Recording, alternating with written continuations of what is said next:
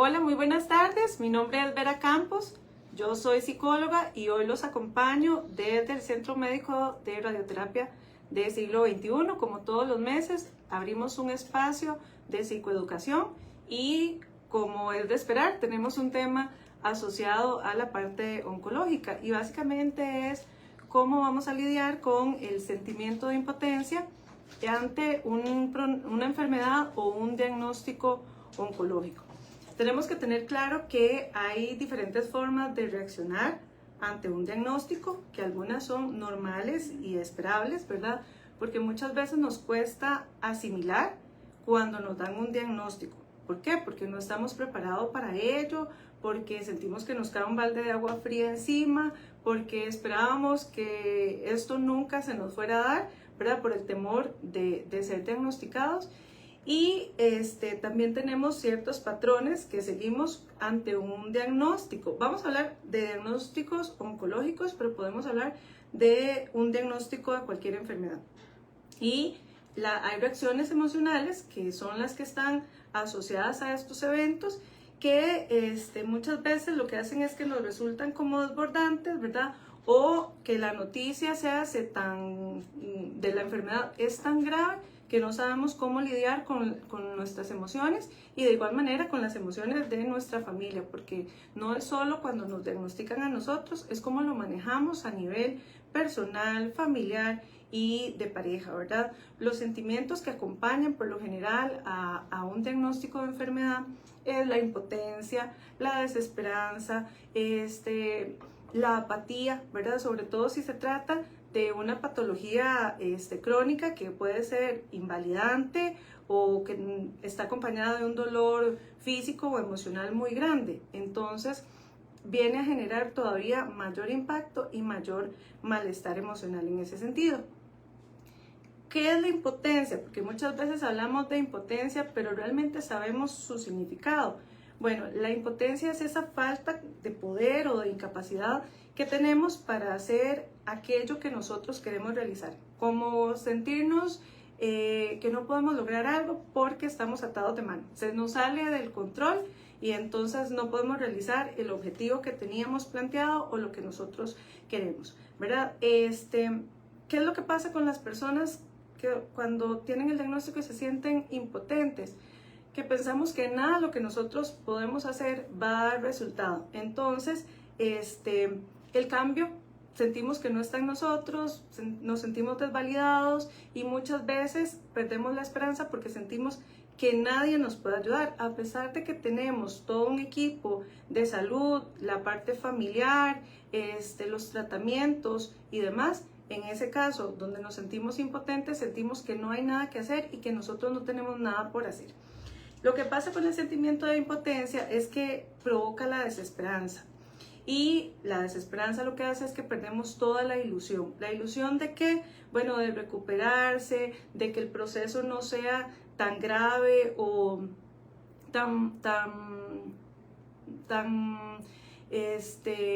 no sé cómo decirlo, que no nos lleve a algo que tememos como una parte de terminalidad, ¿verdad? Los sentimientos que se asocian a la desesperanza, y a la impotencia y demás, son patologías que se van a derivar a lo que es la ansiedad y la depresión. Durante los procesos oncológicos y en diferentes capsulitas de información que hemos tenido, siempre salimos con la parte de los trastornos ansiosos y depresivos, pero son los ansiosos o estas patologías son las que se asocian más al diagnóstico de una enfermedad oncológica. No quiere decir que todos los pacientes van a experimentar ansiedad, ¿verdad? O depresión, pero son las patologías que normalmente vemos en nuestros pacientes que se desarrollan a lo largo del proceso oncológico.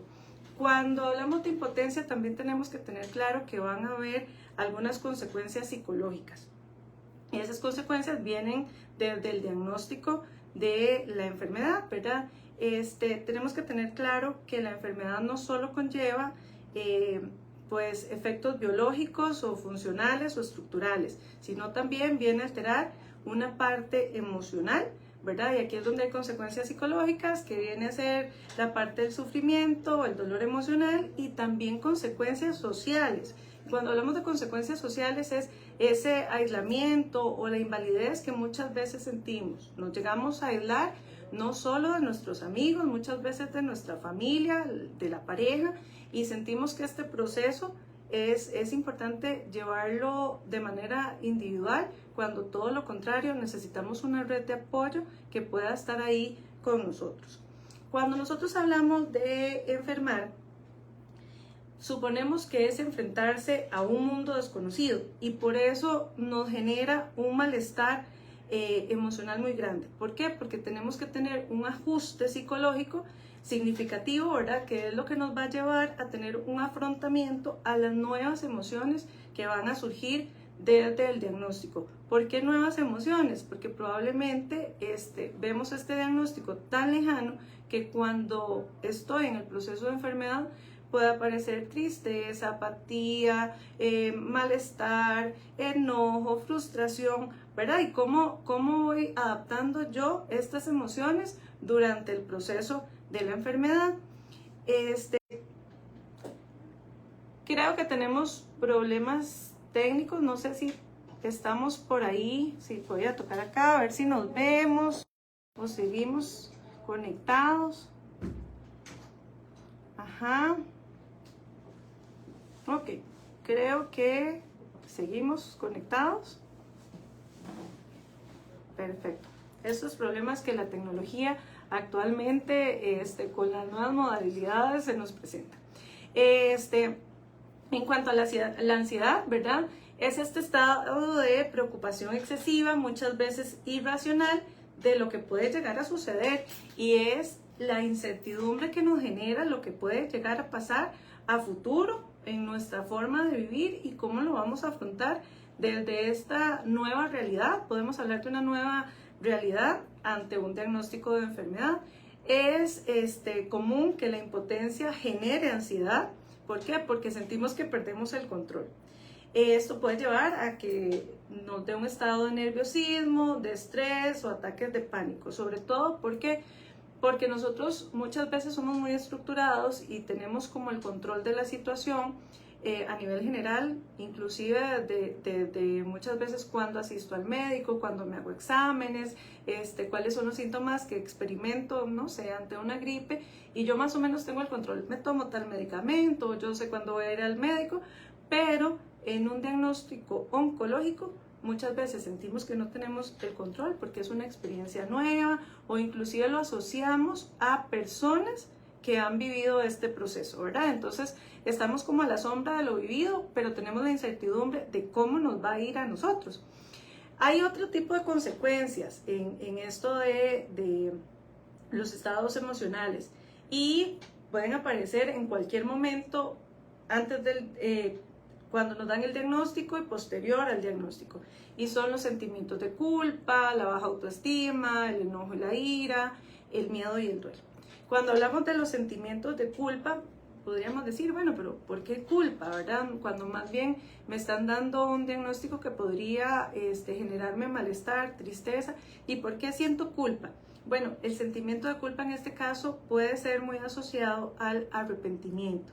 ¿De qué? De no haber llevado una vida saludable, de no haber realizado ejercicio, de no comer sano, de no hacerme chequeos médicos, ¿verdad? O por no haber cumplido las expectativas de vida, ¿verdad? Resulta que yo me imaginaba que a mis 60 años iba a andar viajando con mi pareja, y resulta que me dan un diagnóstico donde en realidad yo casi no puedo salir de mi casa. Entonces, esta culpa que me genera el no poder cumplir esas expectativas, o tener que limitar, ¿verdad? Que es uno de los pensamientos, a nuestra familia, viene a generar un malestar. La culpa más el sentimiento de la negación a la enfermedad, lo que puede hacer también muchas veces es culpabilizar a los demás. Recordemos que el sentimiento de culpa nosotros lo cargamos, ¿verdad? Y muchas veces esas culpas son totalmente irracionales, pero muchas veces también lo podemos trasladar a las personas externas, ¿verdad? Y esto básicamente es porque no sabemos cómo afrontarlo de una manera individual, entonces lo repercute en las personas que están a nuestro alrededor. Muchas veces en las personas más cercanas, nuestros padres, hijos, pareja, ¿verdad? Y es entender que son las personas que más bien nos están brindando esa red de apoyo. En cuanto a la baja autoestima, ¿verdad? Asociamos la baja autoestima no de cómo me veo físicamente, sino cuando voy perdiendo mi autonomía. La falta de autonomía y la dependencia a los demás puede llegar a generar esta baja autoestima, ¿verdad? Y lo que hace es llevarme al aislamiento social y sentirme muchas veces incomprendido. ¿Por qué siento que mi autoestima baja? Bueno, porque yo siendo una persona proactiva, tal vez muy funcional, y ahora yo necesito que alguien me acompañe a la cita, o yo necesito que alguien me ayude a bañarme o a vestirme, o que me ayude con el trabajo y demás. Entonces esto hace que surgen pensamientos irracionales que están asociados generalmente desde la experiencia. Lo que me dicen los pacientes es sentimiento de inutilidad, ¿verdad? Yo no sirvo para nada, yo soy inútil, estoy generando una carga. Y estos pensamientos lo que vienen a generar, desde luego, es un malestar, y ese malestar se refleja en la baja autoestima. El enojo y la ira, ¿verdad?, que están presentes inclusive en los procesos de duelo, lo vamos a ver como ese mecanismo de defensa, ¿verdad? ¿Para qué? Para poder afrontar la realidad. Cuando hablamos del enojo, muchas veces lo vemos, sobre todo en estos procesos oncológicos, como una especie de injusticia, por decirlo así. Y lo que hacemos es decir, ¿por qué me pasó a mí? ¿Verdad? ¿Por qué yo tengo que vivir esto? Y aquí vienen un montón de temas asociados, inclusive desde nuestra fe, ¿verdad? O en lo que creemos. Muchas veces pensamos que es un castigo, que nos lo merecemos, o que quién sabe qué hicimos mal para estar viviendo este proceso. Y la pregunta constante ante el malestar de enojo y de ira en estos procesos es ¿por qué a mí? ¿Verdad? ¿Por qué me está pasando a mí? O pensemos en un familiar, ¿por qué le pasa esto a mi mamá? ¿Por qué a ella si es tan buena? ¿Por qué a él que se cuidaba tanto? Cuando en realidad entendemos que es un diagnóstico que puede tener cualquier persona, no necesariamente tiene que tener una edad, una condición, pero sentimos que es injusto cuando nos pasa a nosotros o las personas que nosotros amamos. Cuando hablamos del miedo y del duelo, tenemos que entender que hay diferentes tipos de temores, y esto los experimentamos todas las personas, ¿verdad? En diferentes circunstancias. Hay temor a la muerte, temor a que las personas se alejen de mí, o temor a lo que pueda provocar la enfermedad, el dolor o las secuelas que pueda tener, el temor a cómo le voy a hacer frente yo a esta situación, cómo me voy a ver, cómo me va a ver mi familia, ¿verdad? Y desde luego genera incertidumbre. ¿Por qué? Porque es algo desconocido, como decíamos hace un ratito, ¿verdad? Y entonces, cuando hablamos de miedo, tenemos que tener claro cuáles son los miedos que nosotros tenemos. ¿Miedo a qué? Miedo a tener que experimentar algo muy doloroso o que considero muy doloroso, ¿verdad? Y tal vez no me siento preparada para lo que me están diciendo que puede pasar. Y cuando hablamos de esos miedos, tenemos que entender que se vive un duelo porque estamos perdiendo parte de nuestra vida. No es que nosotros, ¿verdad?, sentimos nada más que tenemos un diagnóstico oncológico y no pasa nada. No, sentimos que hay una pérdida de algo. Va a ser diferente alguna situación, ¿verdad? Y entonces eso es lo que empezamos a vivir como un proceso de duelo ante la enfermedad. Hay algunas claves importantes para poder lidiar con la enfermedad, ¿verdad? Y tenemos que entender que ante cualquier diagnóstico, lo primero que podemos experimentar es un estado de negación. Recordemos que la negación es un mecanismo de defensa que tenemos para poder afrontar la información o lo que nos está pasando. ¿Qué es lo que pasa? Que muchas veces ante esta negación o nos mantenemos en la negación, lo que hacemos es un afrontamiento evitativo, ¿verdad? Y entonces aquí empezamos a minimizar síntomas, empezamos a restar importancia al proceso, a lo que estamos sintiendo, a lo que estamos viviendo, y lo que va a provocar desde luego es una incorrecta regulación emocional y una mala adaptación a el diagnóstico. Entonces, los afrontamientos son de diferentes tipos y el evitativo básicamente es cuando yo omito, minimizo o huyo de la realidad que estoy viviendo. Entonces, ¿qué es lo que buscamos? Pues un afrontamiento mucho más activo. Cuando hablamos de activo no quiere decir que yo el afrontamiento que voy a hacer es que no pasa nada, ¿verdad? Que yo estoy tranquila y estoy feliz.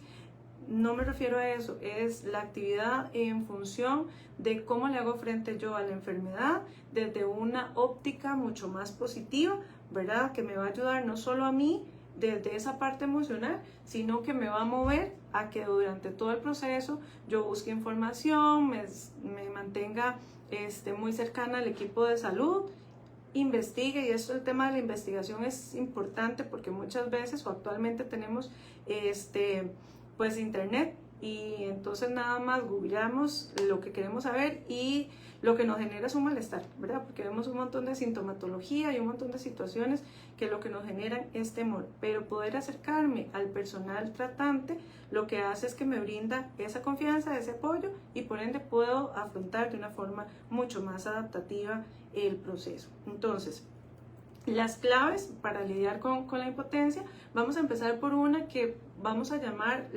la psicoeducación, que es, y en este caso digo psicoeducación, pero en realidad la educación general que tenemos sobre el proceso que vamos a vivir. Así vamos a disminuir o ir regulando esta incertidumbre, ¿verdad? Vamos a ir entendiendo cómo es el progreso de la enfermedad y esto nos va a ayudar a prepararnos no solo física, sino mentalmente, ¿verdad? Ante los cambios que vamos a tener y así podemos tener un mejor control de las situaciones ante las cuales nos vamos a enfrentar. Entonces, poder tener la confianza de acercarme a mi médico, preguntarle en qué etapa estoy, qué es lo que puede suceder, ¿verdad? Cuáles son los pros y los contras de algún tratamiento clínico y demás. Eso me ayuda a tener la información general de lo que puede pasar en mi caso, porque entendemos que todos podemos, ante un diagnóstico de cáncer, vivir muchos síntomas similares, pero tenemos que entender que cada caso es único. También tenemos que aceptar el cambio y aceptar, cuando hablamos de aceptación, tenemos que entender que son como tres bloques, ¿verdad? Primero hablamos de asimilación, de acomodación y posteriormente la aceptación. No es que de la noche a la mañana yo lo acepto, habrán personas que tienen unas estrategias o unas herramientas para hacerle frente de una manera pues más ágil y demás, pero tenemos que entender que muchas veces esta asimilación pues lleva su tiempo. Al principio, como cualquier diagnóstico o cualquier situación que nos genere impacto, puede que nos quedemos en shock, ¿verdad? Y entonces ahí hablamos de asimilar, de cómo yo le voy a ir haciendo frente a este proceso.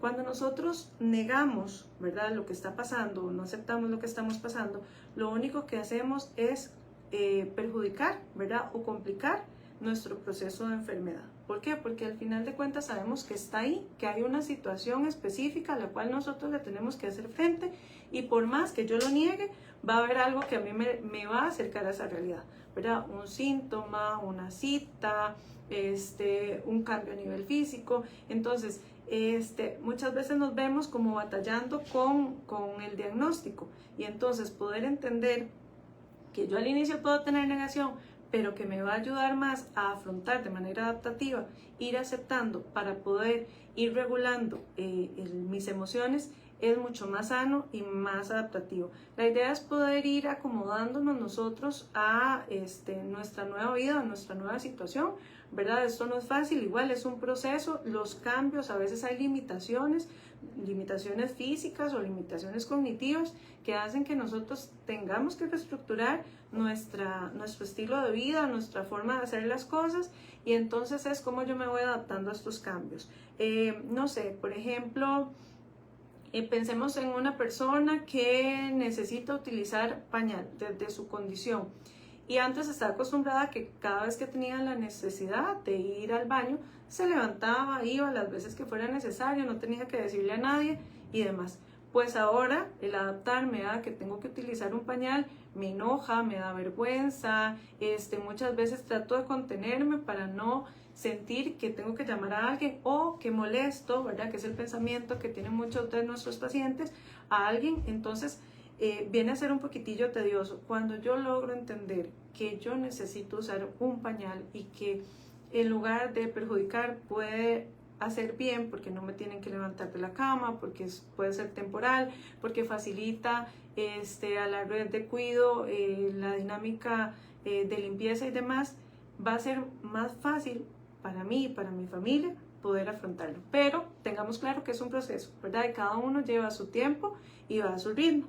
La idea de fomentar la autonomía, ¿verdad?, es entender que ante la pérdida de independencia, este factor suele dañar varios niveles emocionales o varias situaciones desde un enfoque muy psicológico, ¿verdad? Entonces, ¿por qué? Porque cuando nosotros somos dependientes de alguien más, sentimos que pues lo que nosotros queremos, lo que nosotros decimos, lo que nosotros sentimos, viene en función de lo que la otra persona quiere.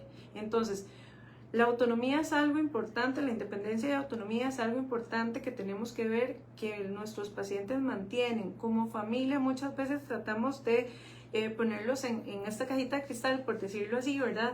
Desde el cuidado y el amor que les tenemos. Pero parte importante es que las y los pacientes puedan seguir haciendo su vida lo más normal posible, ¿verdad?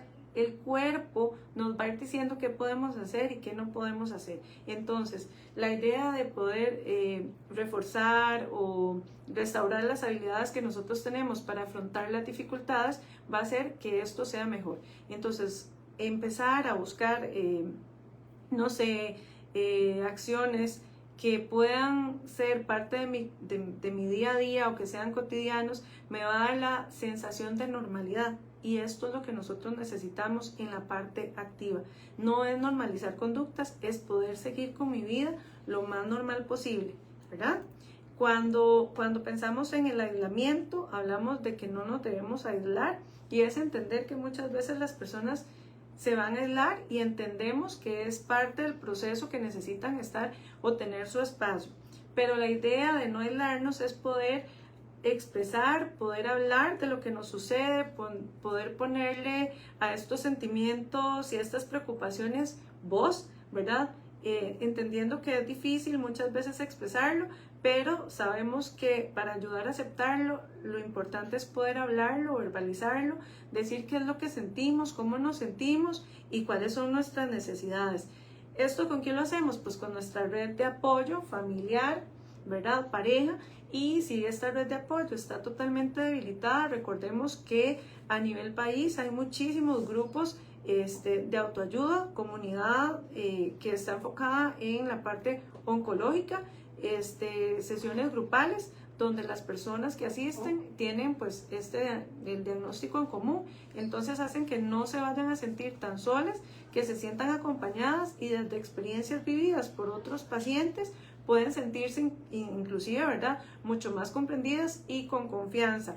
No solamente estos grupos de ayuda son para el paciente, hay muchos grupos donde involucran a la familia y entonces esto hace que podamos entender y que podamos afrontar de una manera más sana, porque muchas veces nos enfocamos en que solo a mí me está pasando, ¿verdad?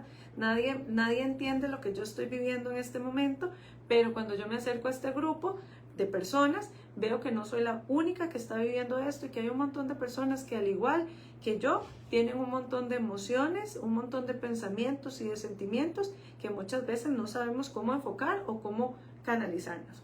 Un punto muy importante también es cómo nos cuidamos y cómo mostramos el optimismo para hacerle frente a la situación. Cuando hablamos de cuidarnos, tenemos que tener claro que vamos a tener unas nuevas responsabilidades o unas nuevas habilidades, ¿verdad? Entonces es muy probable que a partir de un diagnóstico empecemos a tomar nuevos hábitos de vida saludable, que empecemos a comer mejor, que nos empecemos a cuidar, que inclusive empecemos a dormir más, tratar de estar más tranquilos, ¿verdad? Entonces todo esto es importante saber que es autocuidado, y el autocuidado implica todo lo que está asociado a mi beneficio, tanto físico ¿verdad? Como sintomático y también funcional. Entonces, ¿cómo me quiero cuidar yo ante este proceso? No quiere decir que si yo pues tomo hábitos de vida saludable y empiezo a manejar con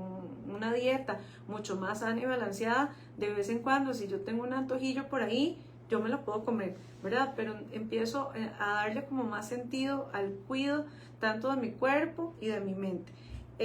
Además, ¿verdad? Cuando hablamos de optimismo, es este estado positivo que nosotros tenemos para hacerle frente a la situación, y esto nos ayuda a tener una mejor regulación emocional.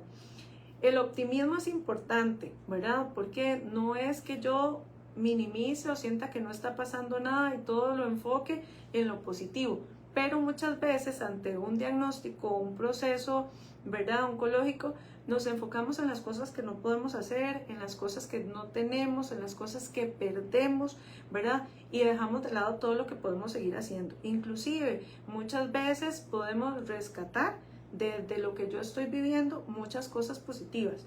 Y decimos, bueno, pero ¿qué puedo rescatar yo de esto? ¿Verdad? Es una enfermedad, ¿qué positivo me va a traer? Y aquí es donde nosotros empezamos a ver cómo es que yo afronto las cosas. Resulta que yo veo muy positivo que mi familia se ha unido, ¿verdad? Desde este diagnóstico yo veo muy positivo que cada vez que yo tengo que ir a la quimioterapia, voy con una actitud valiente, esperanzadora, tranquila, confiada, ¿verdad? Y todo esto me genera para mí positivismo, optimismo, y desde luego va a hacer que yo me sienta mucho más a gusto. Y desde luego, lo que siempre voy a recomendar, ¿verdad? Cuando nosotros se nos dificulta un poquitillo hacerle frente a el diagnóstico, nos quedamos ancladillos en la negación o en el trastorno depresivo o ansioso, pues es llevar psicoterapia. La idea de poder acompañar a los pacientes en un proceso oncológico siempre es importante, no solo al paciente, sino a la familia. ¿Por qué? Porque aquí nos va a ayudar a que la persona pueda externalizar todo lo que está sintiendo, lo que está pensando, los temores, ¿verdad? Y todas las estrategias cognitivas con las que él le hace frente o ella a este proceso puede contrarrestar algún efecto negativo y que sea mucho más adaptativo durante todo el proceso, generando un bienestar emocional, ¿verdad? Una de las terapias o lo que podemos aplicar es la parte de reestructuración cognitiva, que básicamente es generar cambios conductuales, ¿verdad? E inclusive desde los pensamientos que tenemos para que nos ayuden a afrontar la enfermedad y poder sustituir estos pensamientos negativos, irracionales o que nos generan malestar por unos más adaptativos e inclusive mucho más positivos.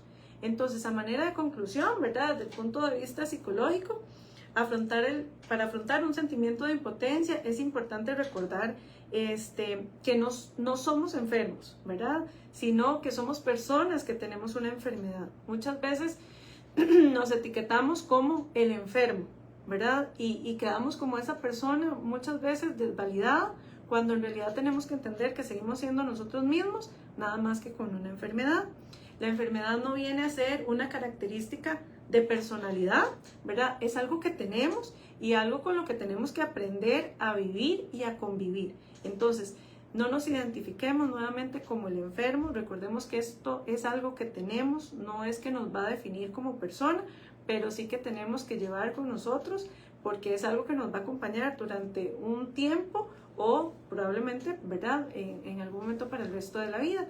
Y lo más importante, tomar una visión mucho más positiva, es ir viviendo el día a día, cómo es mi día, ¿verdad? Hay días muy, muy buenos, hay otros días que no son tan buenos, y no solo hablo desde la parte física, también hablo de la parte emocional, psicológica, funcional, ¿verdad? Entonces, ¿cómo es mi día a día? ¿Cómo quiero hacerle yo frente a esta situación? ¿Cuáles son las herramientas que tengo? ¿Y cuáles son las personas que me acompañan durante este proceso que hacen que mi día a día sea mucho más llevadero y que el proceso sea mucho más adaptativo?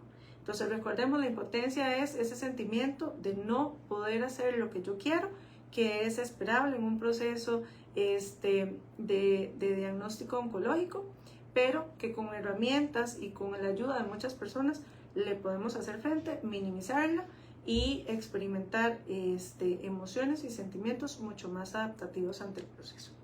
Bueno, para mí ha sido un gusto compartir este espacio con ustedes. No sé si de pronto tenemos alguna pregunta, alguna duda, algún comentario por ahí. Igual el video va a quedar acá en la página para que lo podamos ver o lo podamos compartir con algún amigo, familiar o alguien que esté viviendo un proceso oncológico y pueda ser de utilidad para ustedes. De igual manera, como el video va a quedar ahí, nos pueden generar algunas preguntas y nosotros también les vamos a ir respondiendo de manera independiente a cada uno de ustedes. Pues bueno, al no haber no haber preguntas ni comentarios, yo me despido. Para mí fue un gusto acompañarlos como siempre en este espacio que no sé ustedes, pero a mí se me hace muy chiquitito y quisiera abarcar muchísimo el tema, pero también sé que estos espacios tienen su objetivo y que la idea es poder tener a la población o darle las ideas o lo básico para